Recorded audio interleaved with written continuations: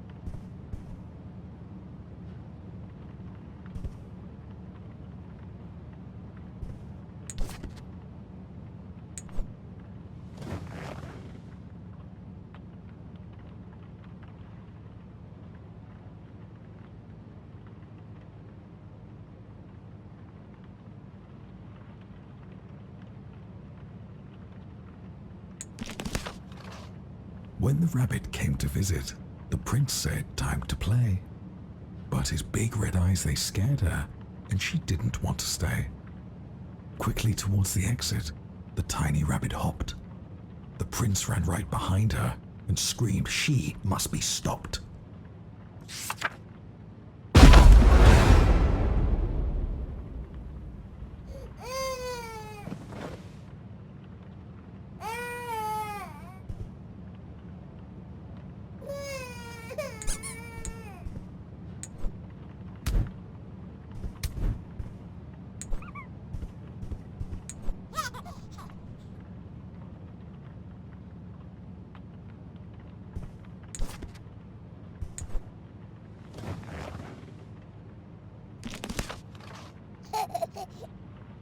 Through dark corridors he chased her. Hop, hop, hop. A relentless, futile flight. Hop, hop, hop. Round and round inside the palace, in and out of space and sight. Hop, hop, hop.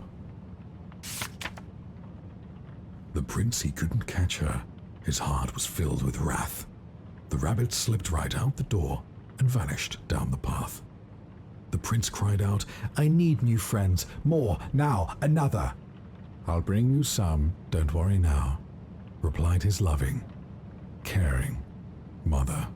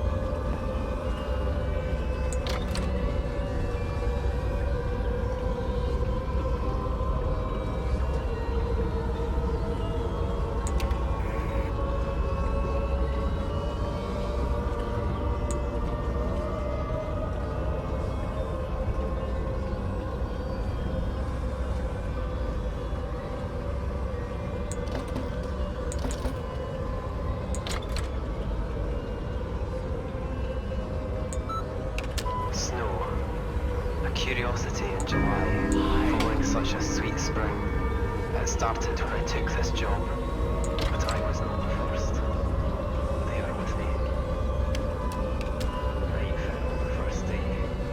The hours dragged on. Still we cared for the child. We spoke of Asta and Cassandra in their absence, while outside the fog rolled in as the cloud waves raised walls. The sin clear as crystal.